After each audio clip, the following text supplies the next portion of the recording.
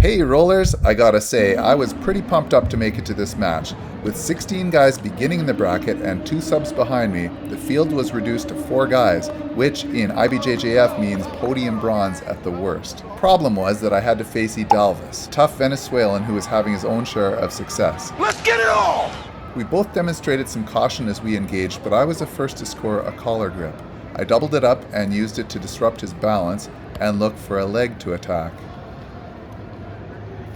When the time was right, I scooped up his left leg and went right to side control.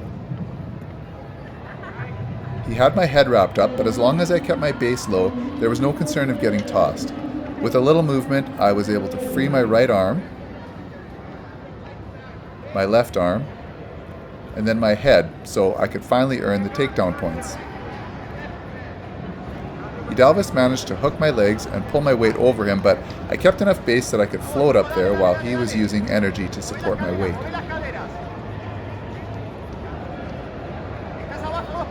I landed in top half guard and overwrapped his head. I got excited here because I had a strong chin strap grip, but his gi was kind of in the way. I was trying to bring my left hand in so I could connect and tighten up a short choke. He was keen to the threat and defended by controlling the space, and he ultimately blocked it with an underhook. Even out of position, I was still committed to the move, and I took a big risk by rolling to my back. Not a smart risk because he popped his head free and scored 2 points for a sweep and 3 more for a pass.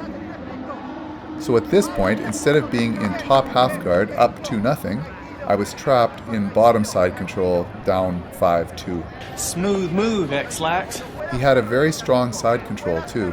He was clamped down on my hips, giving me very little room to move. Eventually, I found a way to frame and shrimp so I could get my knee in and work back to butterfly guard. Hidalvis kept the pressure low and tight, shutting my sweep options down. Just when I thought he was going to stall and defend, he grabbed my left ankle and started clearing my leg. I knew I couldn't afford for him to score another 3 points, so I hung on for dear life and tried to stuff the pass by keeping a leg in the way and turning to turtle.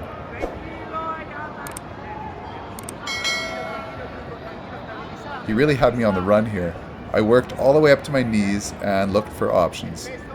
If I can overhook someone's arm from this position in exactly the right way, I can often secure a nasty arm lock. It was time to take another risk and potentially give up my back so that I could look for this submission. I locked it on and poured on the pressure.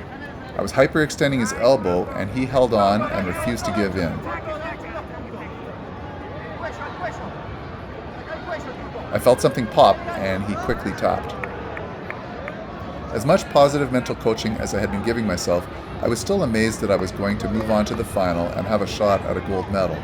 I hadn't been doing great in this match, and I felt like I had just pulled one out of the fire, as they say. In my next video, I'll be facing a fellow Canadian in the final match of our division. Be sure to like, subscribe, and leave a comment.